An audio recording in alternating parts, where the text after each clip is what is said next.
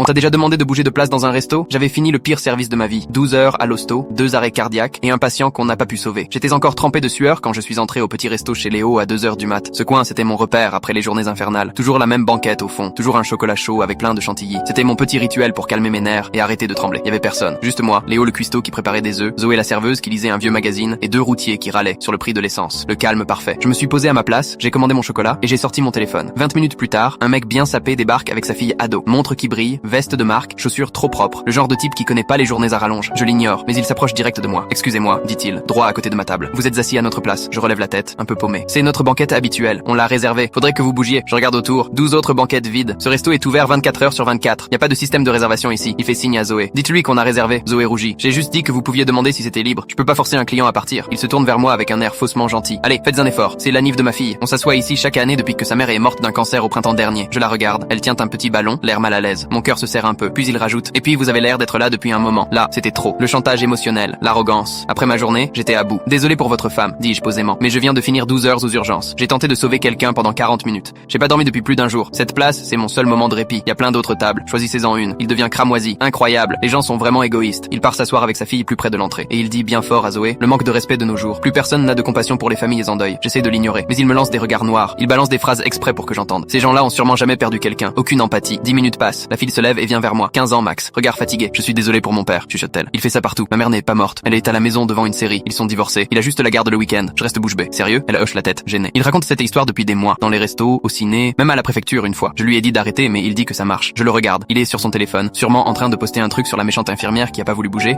Je sors un bon pour une boisson gratuite de mon sac et je le lui tends. Joyeux anniversaire quand même. Elle sourit enfin. Merci. Et désolé pour la personne que vous avez perdue ce soir. Ça doit être dur. Quand ils sont partis 1 heure plus tard, il m'a lancé un dernier regard noir et a marmonné. J'espère que vous êtes fiers de vous. 2 jours après, je suis retourné chez Léo. Encore un service épuisant. Un accident de voiture cette fois. Même banquette. Même besoin de souffler. Mais il y avait un truc nouveau accroché au mur juste au-dessus. Une petite pancarte plastifiée. Cet espace est réservé à ceux qui ont juste besoin de souffler. Pas de questions, pas d'excuses. Zoé est arrivée avec mon chocolat chaud avant même que je commande. C'est Léo qui a mis ça, dit-elle en souriant. Il a dit, ceux qui sauvent des vies méritent un endroit tranquille.